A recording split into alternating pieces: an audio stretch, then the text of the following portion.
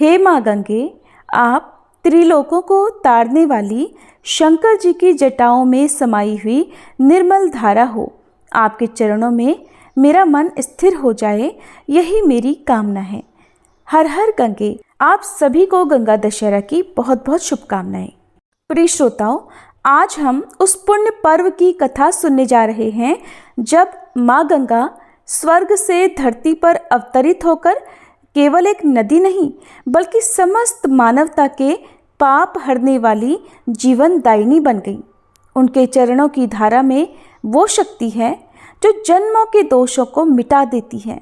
हे माँ गंगे, आप त्रिलोकों को तारने वाली शंकर जी की जटाओं में समाई निर्मल और पवित्र धारा हो। हमें अपने चरणों की भक्ति दें, हमें भी उतना ही निर्मल बना दें जितना आपका पावन जल है।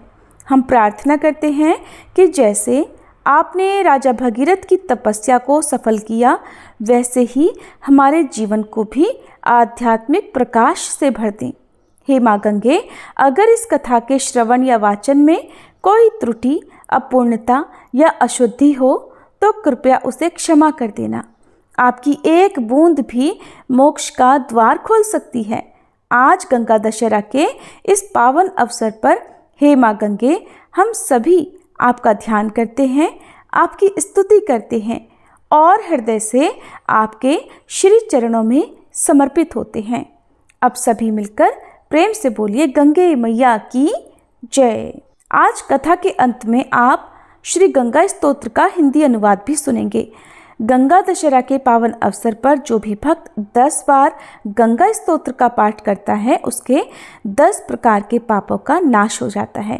हर साल ज्येष्ठ मास के शुक्ल पक्ष की 10वीं तिथि को गंगा दशहरा का पावन पर्व मनाया जाता है। मान्यता है कि इसी दिन राजा भगीरथ की तपस्या सफल हुई थी और माँ गंगा भगवान शिव की जटाओं में से होकर धरती पर उतरी थी।